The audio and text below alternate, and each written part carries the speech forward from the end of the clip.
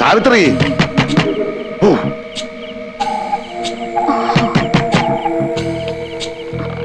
ആരാ? എന്താ?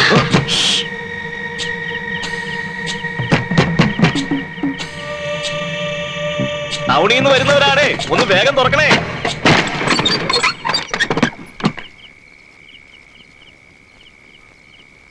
ആരാ?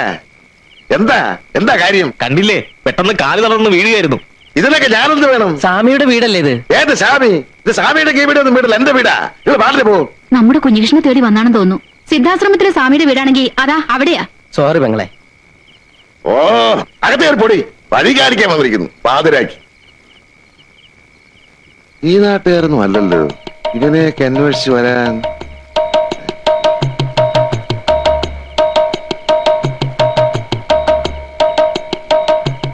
മരിച്ചുപോയി.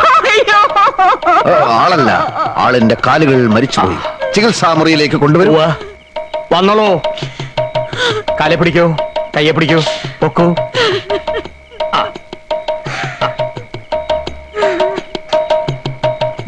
പൂജ്യപാദമേ ശരണം, പൂജ്യപാദമേ ശരണം എന്ന് മനസ്സിൽ ഉരുട്ടോളൂ. പൂജ്യപാദമേ ശരണം, പൂജ്യപാദമേ ശരണം, പൂജ്യപാദമേ ശരണം, പൂജ്യപാദമേ ശരണം. വന്നോളൂ.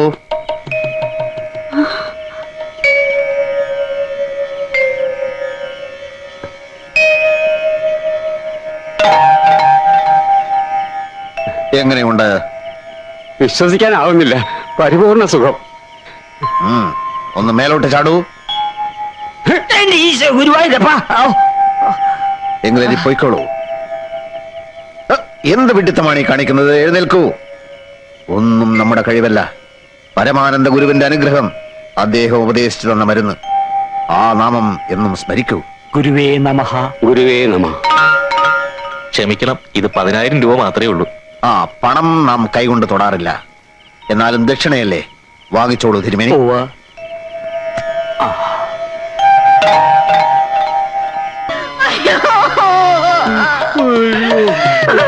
എന്താ നിക്കു നിക്കു, എന്താ പറ്റിയേ? ഒന്നും പറയേണ്ട തിരുമേനി, വയറ്റുവേദനയ്ക്കുള്ള മരുന്ന് മാറ്റി കൊടുത്തിട്ട് ഇപ്പൊ ആള് തട്ടിപ്പോയെന്നാ തോന്നുന്നത്. ഓ, മെഡിക്കൽ കോളേജിലേക്ക് കൊണ്ടുപോവാ. ഈ സഹോദരരെ അവിവേകം കാണിക്കല്ലേ. മെഡിക്കൽ കോളേജിൽ എത്തുമ്പോഴേക്ക് ഇയാളുടെ അസംബ്ലി പൊളിയില്ലേ. സിദ്ധാശ്രമത്തിലേക്ക് കെട്ടിയെടുക്കൂ, ഗുരു ഉണ്ടല്ലോ അവിടെ. അങ്ങോട്ട് കൊണ്ടുപോവാ. ഈ യുക്തിവാദികളൊക്കെ ഉണ്ടല്ലോ, തെരഞ്ഞു പിടിച്ച് തല്ലുകയാ വേണ്ടത്. ദൈവമില്ല, അമാനുഷികമായ ശക്തിയേ ഇല്ല എന്നൊക്കെയാണല്ലോ ഇവിടെ പ്രചരണം. ഇതുപോലെ മരിച്ചുപോയ ഒരാൾക്ക് വീണ്ടും ജീവൻ കൊടുക്കാൻ ഈ യുക്തിവാദികളെ കൊണ്ട് പറ്റുവോടോ? താനെന്തിനാ എന്റെ അടുത്ത് ചൂടാവുന്നേ? ഞാനെന്താ യുക്തിവാദിയാ? MBBS അത്ര MBBS എന്താ കാര്യം? അവന്റെ വൈദ്യശാസ്ത്രം തോറ്റെടുത്ത് സ്വാമി കുഞ്ഞികൃഷ്ണാനന്ദയുടെ ദൈവശക്തി വിജയിച്ചില്ലേ? ഇങ്ങനെ ഒരു സിദ്ധൻ ഇവിടെ ഉള്ളത് ഈ നാടിന്റെ ഭാഗ്യാന്ന് കരുതിയാ. ഇനിയിപ്പൊ സ്വാമിയുടെ അനുജൻ ഡോക്ടറെ കൂട്ടി ഇവിടുന്ന് കെട്ടുകെട്ടേണ്ടി വരുന്ന തോന്നുന്നത്. അതുറപ്പ. ഒരു മുறை വന്നൊരു പാതായ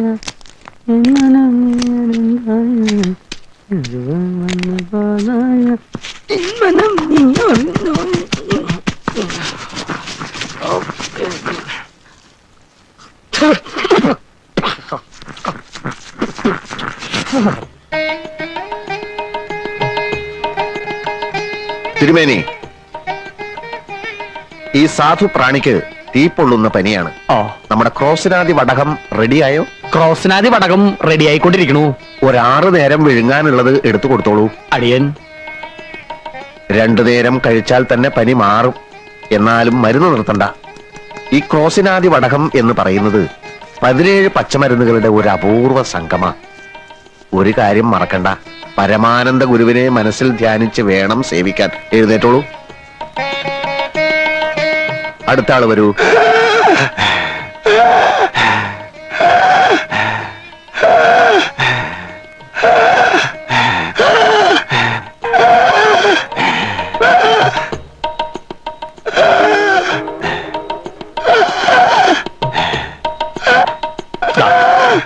ഇനി കാണിക്കാൻ ഈ ഭൂമി മലയാളത്തിൽ ഒരു സ്ഥലവുമില്ല.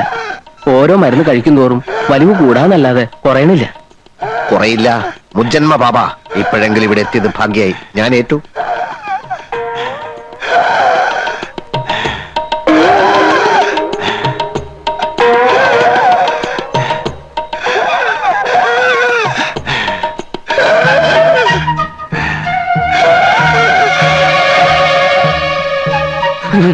ചാക്കോ, ആ ഗുരുതരമായ ഒരു പ്രതിസന്ധി കടന്നു വന്നിരിക്കുകയാണ്. മനസ്സിലായി. ഉടനെ എന്തെങ്കിലും ചെയ്തില്ലെങ്കിൽ ആ കിഴവൻ അന്ത്യശ്വാസം വലിക്കും. എന്റെ ഈശോയെ. നമ്മുടെ ആസ്പ്രിനാദി വടകവും ജലൂസിലാദി ലേഹ്യവും ഒന്നും വിലപ്പോകുന്ന ലക്ഷണമില്ല.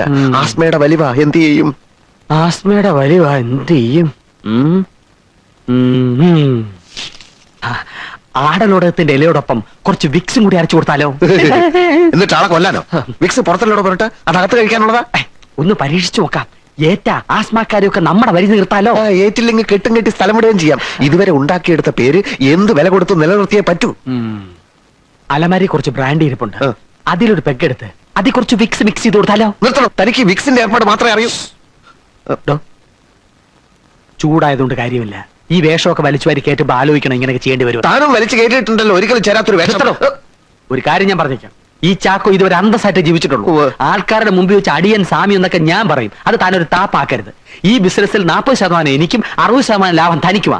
ആ നിലയ്ക്ക് താൻ സ്വന്തമായിട്ട് ആലോചിച്ച് എന്താ വേണ്ടെന്ന് ചെയ്യ്. അല്ല പിന്നെ ചാക്കോ, ഒരാപത്ത് വരുമ്പോ കൈ എവിടെയരുത്.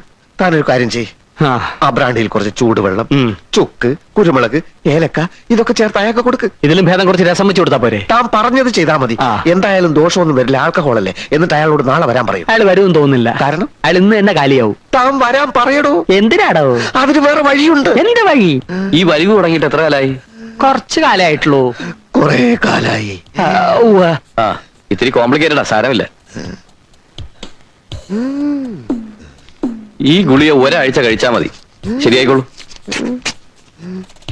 Thank you doctor. ഈ പിള്ളവാദം, ആമവാദം, സ്തംഭിതവാദം, രക്താർബുദം, ഗുന്മൻ, ആന്ത്രവായു, ക്ഷയം, കുഷ്ഠരോഗം എന്നിവയ്ക്കുള്ള മരുന്ന് കൂടി ഒന്ന് കുറിച്ച് തരൂ ഡോക്ടർ.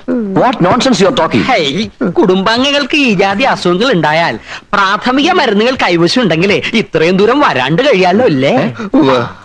കൺസൾട്ട് ചെയ്യാതെ എങ്ങനെയാ മരുന്ന് കുറിച്ച് തരാൻ പറ്റുക? അത് ഡോക്ടർ ഞങ്ങളെ സഹായിച്ചേ പറ്റൂ.